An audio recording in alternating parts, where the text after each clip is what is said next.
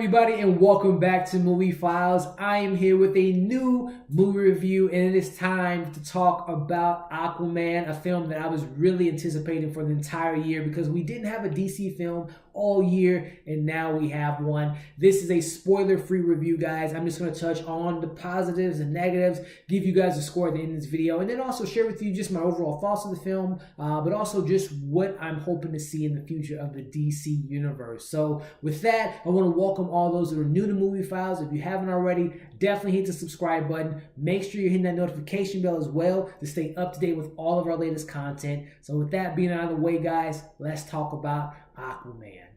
All right, as I had mentioned, no spoilers here. I'm just going to touch on the positives, the negatives, and then finish up with my score. So starting up top, which we have to start with, we're talking about Jason Momoa as Aquaman. He does his thing. My man as Aquaman, Arthur Curry, I thought he had the charisma, he had the chops as far as the acting goes when it became, when he had to land the comedy, when he needed the physicality to land the action sequences. I thought that he was the leading man in this movie. He was born to play Aquaman, just like the Mount Rushmore of Robert Downey Jr. as Iron Man, Ryan Reynolds as Deadpool, Gal Gadot as Wonder Woman. I mean, the list goes on of all these great actors that are playing these superheroes that are just born to play his roles. I think you could put Jason Momoa on that Mount Rushmore. I thought he was great as Aquaman. I loved everything he had to do in this film in regards to what he brought to the role.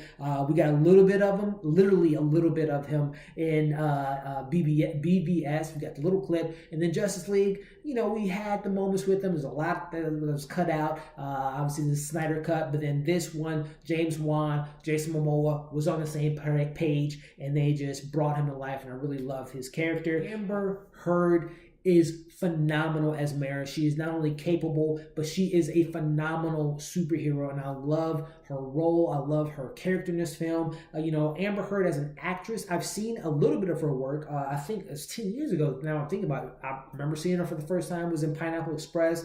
Her at the beginning of Zombieland. Then seeing her, what was that movie? Step Brothers, I think, or Stepfather. It was like a horror film, but it wasn't that good. But, this is the first time I've seen her in a leading role, and she's great as Mara. Again, Mara is great. I'm very familiar with her character. Reading some of the Aquaman comic books that I've read in the past, but also the DC animated film where it was Flashpoint, her versus Wonder Woman. Hopefully we get that in the future, but I really thought Mara was great, or Amber Heard as Mara was a really great character. One of my favorite actors in Hollywood, underrated actors, Patrick Wilson. This is the 5th time him and James Wan has collaborated together. The 2 Conjurings, the 2 Insidious, and this makes the 5th time. Him as Orm, aka Ocean Master, was great. There was moments where he had to be kind of yelling, and I thought he did a great job when he was the villain, and I thought he had a great motivational factors of why he was doing what he was doing. One was pretty highlighted if you're familiar with the comics, but also just in the trailers, his motivational factors of humans and what they're doing to the ocean. But then there's also another reason why he's doing what he's doing,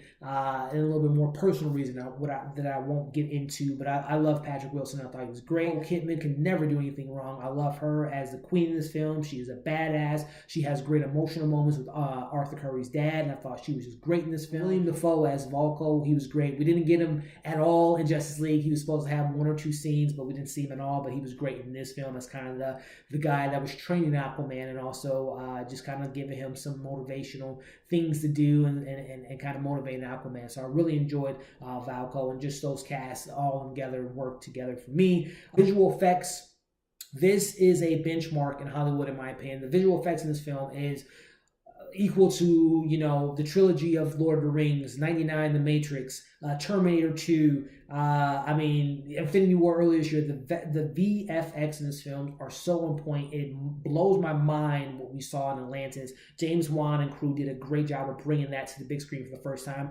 even more so than I think, James Cameron, 2009, and Avatar. I think he's going to take some notes from Aquaman and bring us the 20,000 Avatar movies we're going to get in the next 5 years or so. But the VFX are phenomenal. Costumes were great. Mara's costume was solid. The many different costumes we saw with Aquaman, especially the one where we see the trailer and in the poster as his comic book kind of embracing that Aquaman suit, I thought it was great.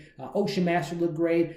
I'm going to touch on Black Manta in a little bit, but as far as what I did like about Black Manta, He was ripped right out of the comic book, and I thought the costume was on point. Action sequences that I want to call out, or that kind of stood out for me, not getting into details, but the opening sequence with the Queen and the guards was just great. It was all one shot. It was beautiful. Mara versus the guards, and let's just say it involved wine, and it was just phenomenal. Aquaman versus his brother, a couple times in the film, I thought the fights that they had was great. Probably one of my favorite scenes, not just in comic book realm, not in just action movies, but just the adrenaline and the tension of the scene that we get in the trench is so beautifully shot. It's James Wan at his best because it has a little bit of horror elements. The creatures are phenomenal, and it's a little bit violent at times, but it is just so great. The trench sequence was just mind-blowing. And then the third act, I think a lot of the criticisms that we get with these superhero movies, and then just more in particular the DC universe, my number one film is Wonder Woman, but I will admit the third act's not the greatest. Man of Steel kind of stumbles a little bit, Justice League, Suicide Squad, and so on and so forth,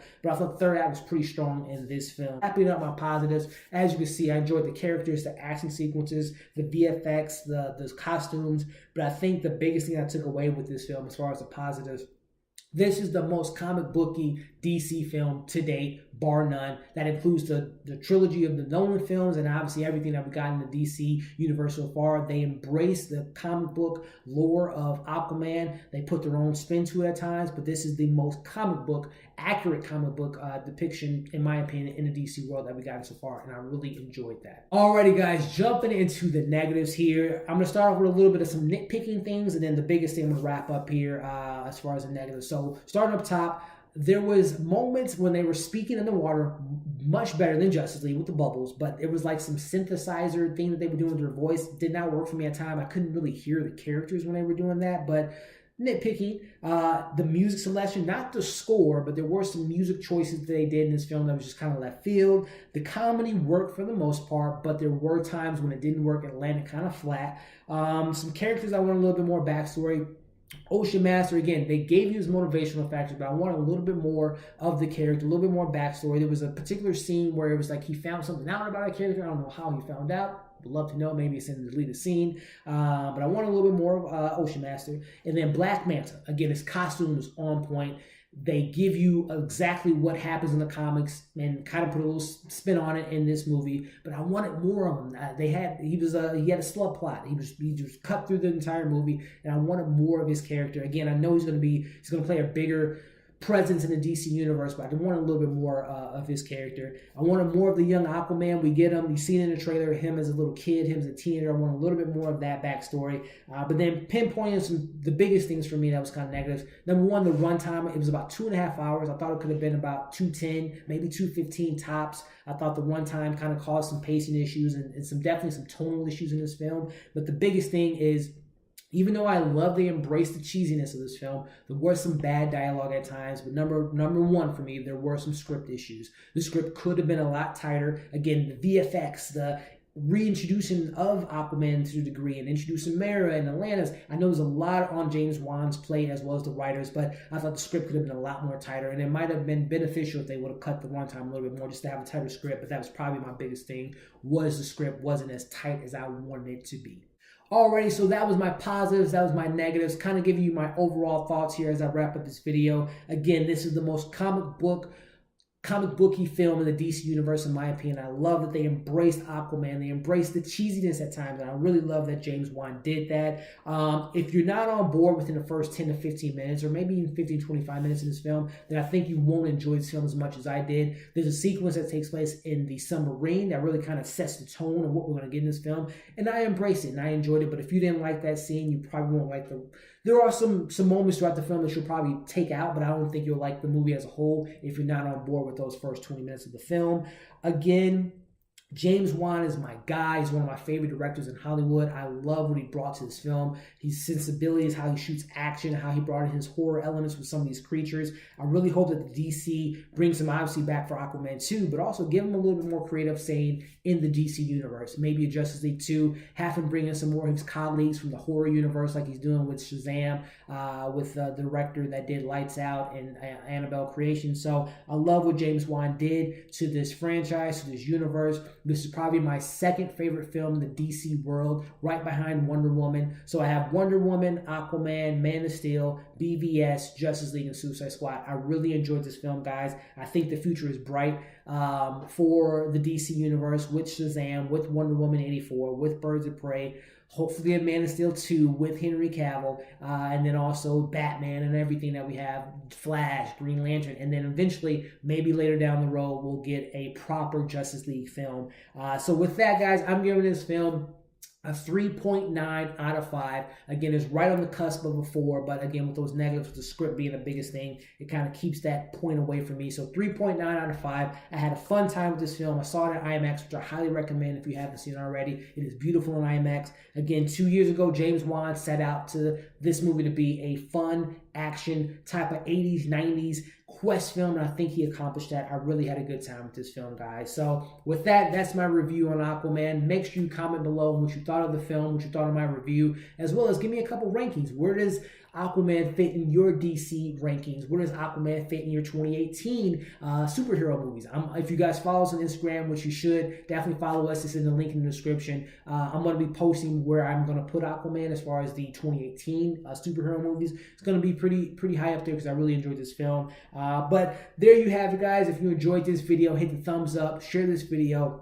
Again, comment below, subscribe to our page if you haven't already. We got a lot of fun stuff coming up for you guys pretty soon. 2018 is wrapping up, so the top 10 of 2018 from Morgan and I will be here pretty soon, probably another week or two. And then the most anticipated film is 2019, so we got that coming to you guys pretty soon. And then also, what you can watch now, our Spider-Man review, Roma, Bird Box, and also our trailer reaction I did yesterday on Christmas for us. So thank you guys for watching this video. Follow us on all of our social media accounts, and we'll see you on the next video.